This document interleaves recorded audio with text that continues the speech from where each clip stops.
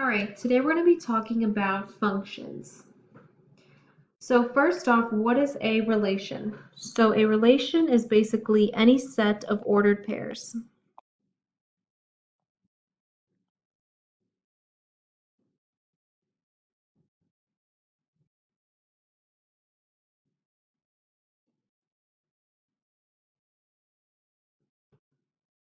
Okay, so then going into more specifics, what is a function?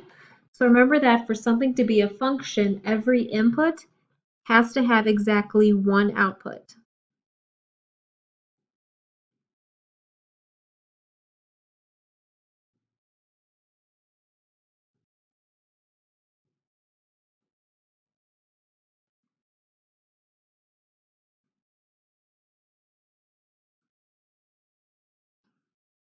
Okay, so just to kind of give you an example of what this means is if we were to make an XY table,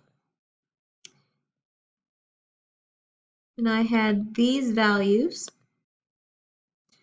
Okay, and let's say that I had 5, 2, 6, and 4 for the y values.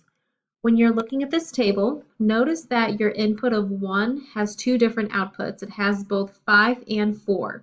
Because it has two different outputs for the same x values, that would consider it not a function. Okay, so every input has to have only one output. It can't have two different output values. Okay, so to determine if something is a function, we use what's called the vertical line test, and this applies to graphs. Okay, so that helps us determine if something is a function.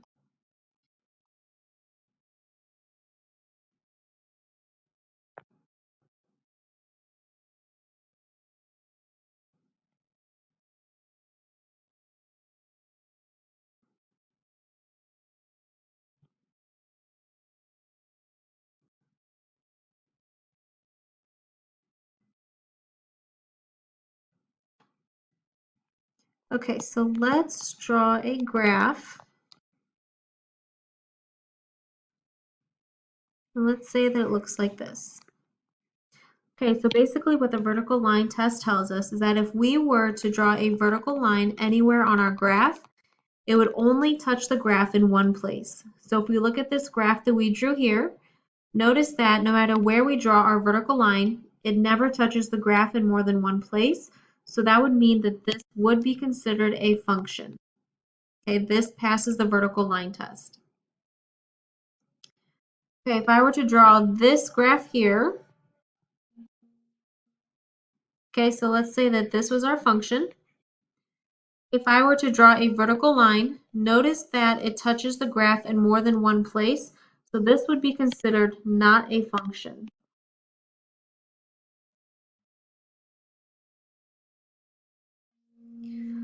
Okay, so now looking at domain and range. So when we refer to the input values, that's going to be considered your domain. So input values or your x values. Okay, so then range is going to be the output. So that's going to be the y values.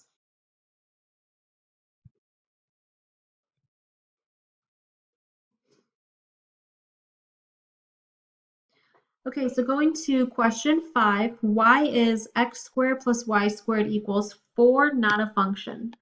Okay, so if you think back to geometry from last year, this is going to be the graph of a circle. So if you remember, the center of this circle is going to be at the point 0, 0. The radius is 2, so we're going to move 2 outwards in every direction.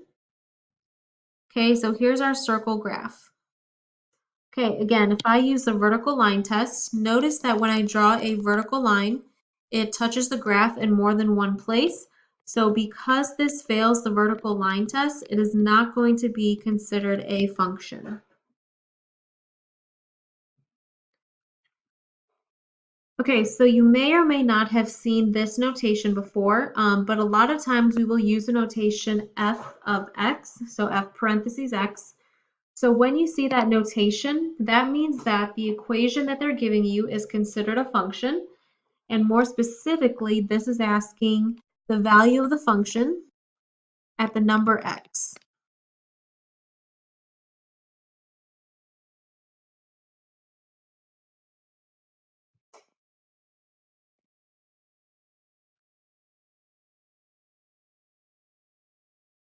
Okay, so in simpler terms, f of x just means y. Okay, it's just another way for us to say the y value.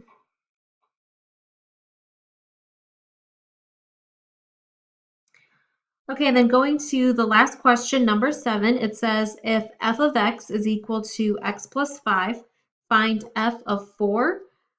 Okay, so this 4 is referring to an x value. So in our function, we're going to replace x with the number 4.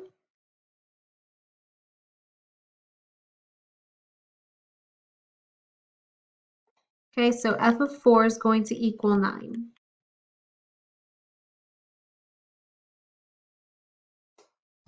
Okay, part B, it says to find the value of x when f of x, remember this is another way for us to say y, when y is equal to 14.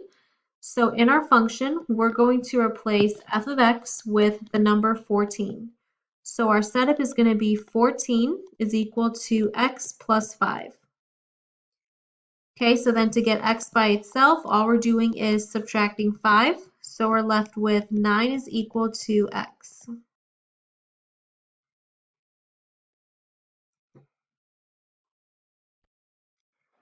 Okay, so another thing about functions is that they can be what we call even or odd. So when you're looking at an even function, follow this rule. Okay, so what this rule is saying is that if I were to plug in negative x into my function, I would get the original function back. So let's see what we mean by this rule. Okay, so first thing I'm going to do is in my function g of x, we're going to plug in negative x for wherever we see an x in our equation. Okay, so I have negative x to the 4th minus 2 times negative x squared. Okay, so let's go ahead and simplify this. So if I take negative x to the 4th power, so remember that means that you're multiplying negative x times itself 4 different times. Okay, that's going to simplify to give us a positive x to the 4th. Okay, same thing over here. If I do negative x squared, so again, we're multiplying negative x times itself, we're going to get a positive x squared. So this is going to give me minus 2x squared.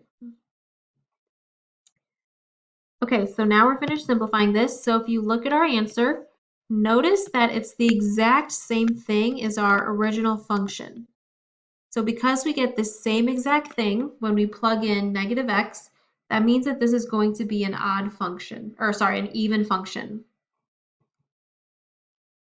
So one rule about even functions is that they are symmetric about the y-axis.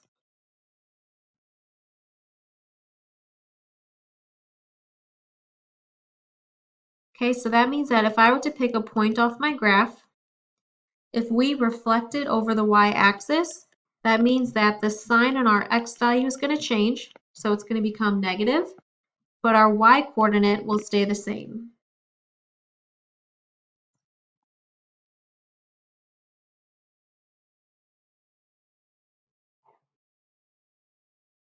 Okay, so now let's look at the exact opposite. So now let's look at odd functions. Okay, so the rule for odd functions is a little bit different.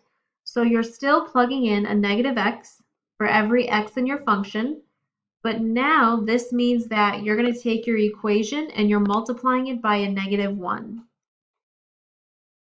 Okay, so first let's start by plugging in negative x.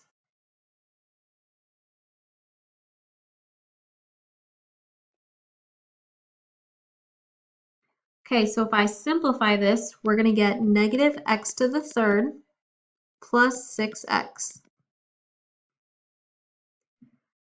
Okay, so now let's go ahead and take out a negative 1 to see if what we're left with is the original function. So if I factor out a negative 1, okay, that means that we're going to be left with x to the 3rd minus 6x. Okay, so now thinking about the rule, we have our negative on the outside, and our original function is inside the parentheses. So because of that, that means that this is going to be an odd function. So in terms of symmetry with odd functions, they are symmetric about the origin Okay, and if you recall from last year, the origin is going to be the point 0, 0.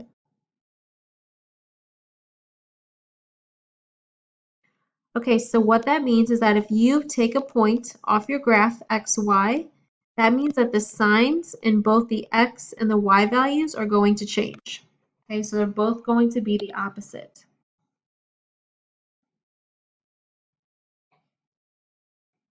Okay, and again, just to kind of give you a refresher, so if we're thinking about symmetry about the origin, we're referring to that diagonal line that goes through the center of your coordinate plane. Okay, so that's going to be origin symmetry.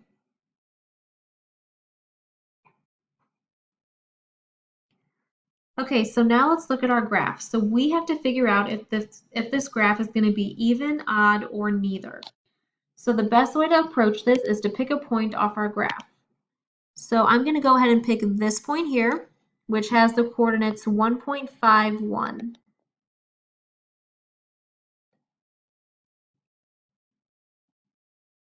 Okay, so if this is an even function, that means that the sign on our x value is going to become the opposite, but the y value is going to stay the same. Okay, if this is an odd function, that means that the signs on both the x and the y values are going to be the opposite. So it would be the points -1.5, -1. Okay, so let's look for these points on our graph. So starting with -1.51, that's going to be right here. Okay, that is not a function on our graph, so we know that this is not going to be an even function. Okay, now if I look at the point -1.5, -1, okay, that is a point on our graph, so that means that this is going to be an odd function. Actually, -1.51 is up here.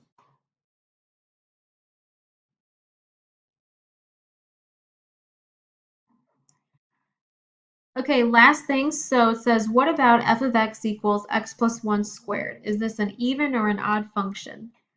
So what we're going to do is we're going to plug in -x into our equation. Okay, so when you're simplifying this, that means that you're multiplying -x plus 1 times itself.